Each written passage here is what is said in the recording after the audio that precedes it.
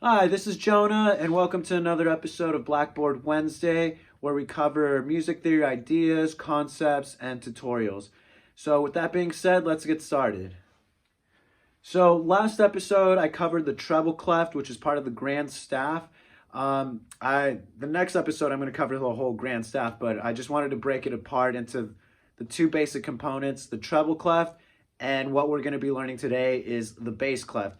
So, what that most of the time that usually means, especially for beginners, is treble cleft is kind of the right hand, and bass cleft is the left hand. So, um, you'll probably see the symbol.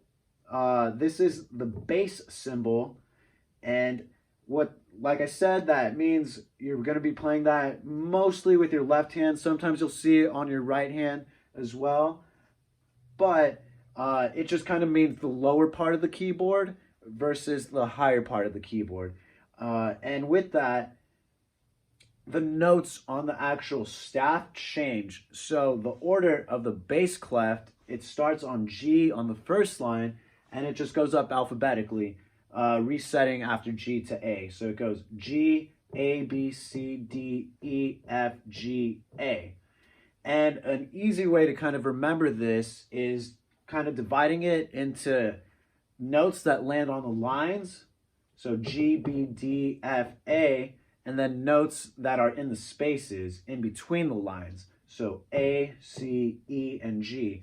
And two good acronyms that I used, and a lot of people use as well, for the ones on the lines, you can think of it as good boys do fine always. So G, B, D, F, A. And for the spaces, all cows eat grass. So A, C, E, G, all cows eat grass. That way, it's just kind of an easier way to kind of think of the staff. That way, it's not so overwhelming, like, oh, which note is which. So that's an easy way to memorize it. That's how I learned it. Eventually, you're not going to need the acronyms. You'll just know which note is which. But for now, it's a good starting point. So that concludes today's episode. This is the bass cleft, as I said, which means usually your left hand. For more advanced players, it could also mean the right hand as well.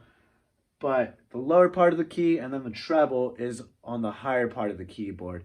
And next episode, I'm going to cover the grand staff, which combines both the bass and the treble cleft.